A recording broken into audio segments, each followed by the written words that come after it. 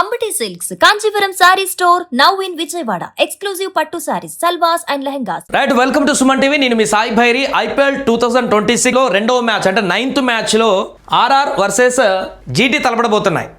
So ఈ match లో ఏ విధంగా ఉండబోతుంది పోటీ ఏంటనేటువంటి విషయానికి సంబంధించి కూడా పూర్తిగా మనం ఒకసారి చూసేటువంటి ప్రయత్నం చేద్దాం. ఈ మ్యాచ్ అహ్మదాబాద్లో జరుగుతుంది. అహ్మదాబాద్ నరేంద్ర మోడీ స్టేడియంలో జరుగుతుంది. పెద్ద గ్రౌండ్, గోల్ కొట్టడానికి, సిక్సర్ కొట్టడానికి కొంత ఇబ్బంది ఉండేటువంటి గ్రౌండ్ కూడా జరుగుతుంది కాబట్టి ఈ గ్రౌండ్లో జరుగుతుంది. ఒకసారి స్టార్ట్స్ చూద్దాం. గత మ్యాచ్లో ఏం జరిగినాయి అనేది. హెడ్ ఉన్నప్పుడు ఇప్పటివరకు 6 మ్యాచ్లు జీటీ గెలిస్తే 2 మ్యాచ్లు ఆర్ఆర్ గెలిచింది గత 8 మ్యాచ్లలో. అలాగే ఈ యొక్క వెన్యూలో అహ్మదాబాద్లో ఈ వెన్యూలో స్కోర్ కనుక చూస్తే ఫస్ట్ ఇన్నింగ్స్ యావరేజ్ స్కోర్ వచ్చేసి 183 పరుగులు ఉంది. ఫస్ట్ ఇన్నింగ్స్ ఎవరు బ్యాటింగ్ చేసినా ఫస్ట్ ఇన్నింగ్స్ యావరేజ్ స్కోర్ 183 ఉంది. సెకండ్ ఇన్నింగ్స్ యావరేజ్ స్కోర్ వచ్చేసి 168 స్కోర్ ఈ గ్రౌండ్లో మనకు కనిపిస్తుంది.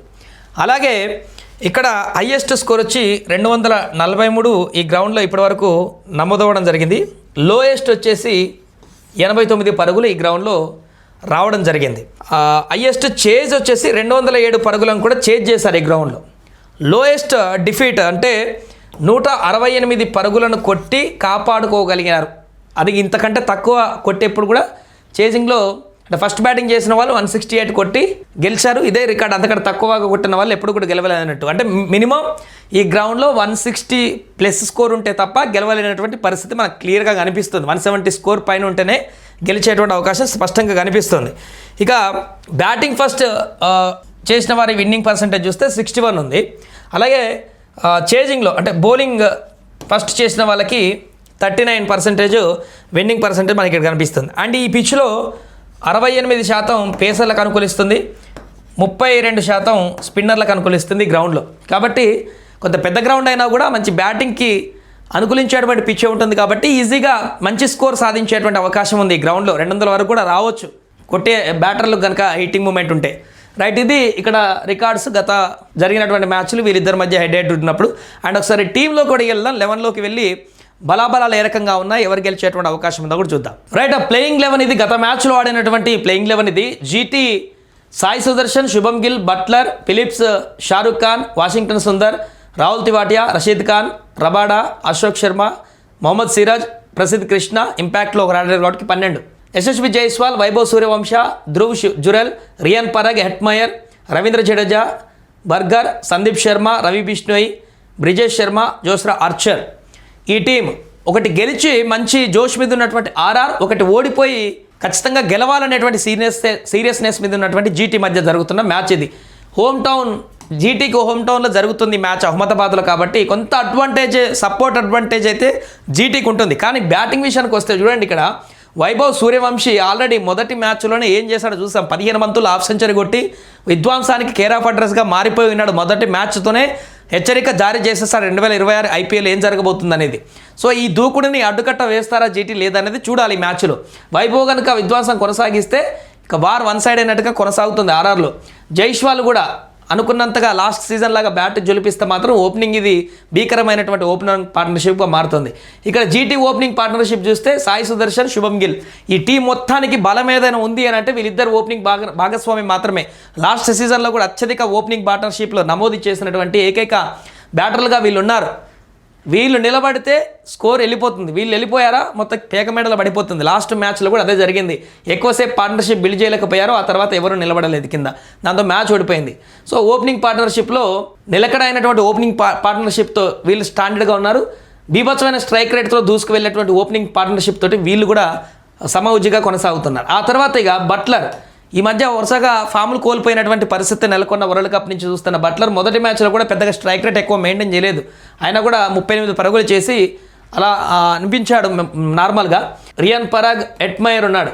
గత మ్యాచ్లో హెట్మయర్ దాకా బ్యాటింగ్ రాలేదు, మొదటి 2 ఓవర్లకు అయిపోయింది కాబట్టి. సో హెట్మయర్ ఇక్కడ మంచి లైనప్తో కనిపిస్తున్నాడు. షారుఖ్ ఖాన్ పెద్దగా ఇంపాక్ట్ చూపించలేదు మొన్న. వాషింగ్టన్ సుందర్, ఇక్కడ ఫిలిప్స్ తన మార్క్ బ్యాటింగ్ అయితే ఇప్పటివరకు కనిపించట్లేదు గత చాలా మ్యాచ్ల నుంచి. లాస్ట్ మ్యాచ్లో కూడా అదే జరిగింది. బట్లర్ కొంత నెమ్మదించాడు కాబట్టి ఇక్కడ హెట్మయర్, రియాన్ పరాగ్, ధ్రువులు చూస్తే మిడిల్ ఆర్డర్లో కూడా ఆర్ఆర్కే కొంత స్ట్రాంగ్ ఉన్నట్టు కనిపిస్తుంది. ఎందుకంటే వీళ్ళు నిలబడితేనే ఇక్కడ కింద జరుగుతుంది మిగతా మ్యాటర్ అంతా కూడా. వీళ్ళు నిలబడలేదు, ఓపెనర్లు మొత్తం ఏకమెడలో పడిపోయేటువంటి పరిస్థితి కొనసాగుతుంది. ఎక్కడ భారీ పార్ట్నర్షిప్ బిల్డ్ చేయలేకపోతున్నారు స్ట్రైక్ రేట్ మెయింటైన్ చేస్తూ. ఇక్కడ అలా ఉండదు. వీరు పోయినా కూడా ఆ తర్వాత ఎట్మైర్ కానీ వీరి ఓపెనర్లో ఇద్దరు ఒక్కరి పైన కూడా మిగతా వాళ్ళు రన్ చేస్తూ మూమెంట్ తీసుకొస్తున్నారు. సో బ్యాటింగ్ విభాగంలో చూస్తే ఇక్కడ కొంత ఆర్ఆర్కి కొంత స్ట్రాంగ్ ఉన్నట్టు కనబడుతుంది బ్యాటింగ్ లైనప్. ఒకవేళ సాయి సుదర్శన్, శుభం గిల్ కనుక ఎక్కువ భాగస్వామ్యం నమోదు చేయలేకపోతే, వాళ్ళు భాగస్వామ్యం ఎక్కువ నమోదు చేస్తే 200 స్కోర్ వరకు తీసుకెళ్తారు టీంని. లేదు మొన్న మ్యాచ్ లెక్కనే ఇద్దరిట్లో ఒక్కరు డ్రాప్ అయినా కూడా కొంత ఇబ్బందికరమైనటువంటి పరిస్థితులు లైనప్కి. ఇక్కడ అలా లేదు. వీరు ఓపెనర్ ఇద్దరిట్లో ఒకరు డ్రాప్ అయినా కూడా ఇంకొకరు మూవ్ చేసుకుంటూ వెళ్తారు.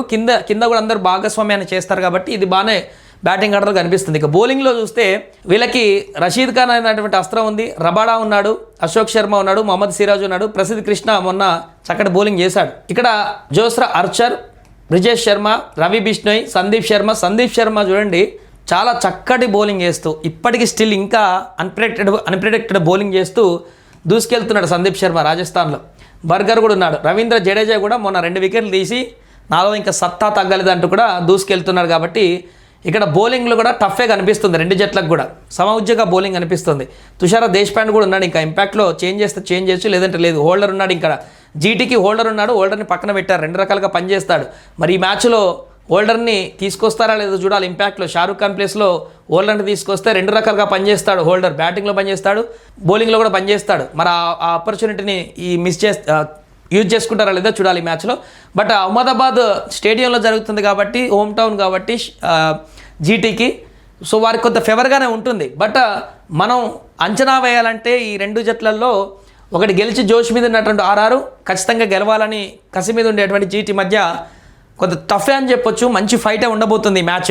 2వ మ్యాచ్ 7:30కు స్టార్ట్ అయ్యేటువంటి మ్యాచ్ కాబట్టి నా అంచనా ప్రకారం బాగా టఫ్ ఉండేటువంటి అవకాశం కనిపిస్తుంది. కొంత ఫేవర్ రాజస్థాన్కు ఉన్నప్పటికి కూడా ఏదైనా జరిగేటువంటి అవకాశం ఉంది.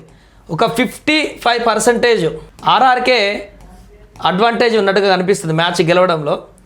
45% జీటీ గెలిచేటువంటి అవకాశాలు ఉన్నట్టుగా నాకు అనిపిస్తుంది. అంతే, జస్ట్ అది కూడా 5% ఇచ్చాను కాబట్టి, ఎందుకంటే వాళ్ళకి ఇంపార్టెంట్ గెలవడం ఖచ్చితంగా.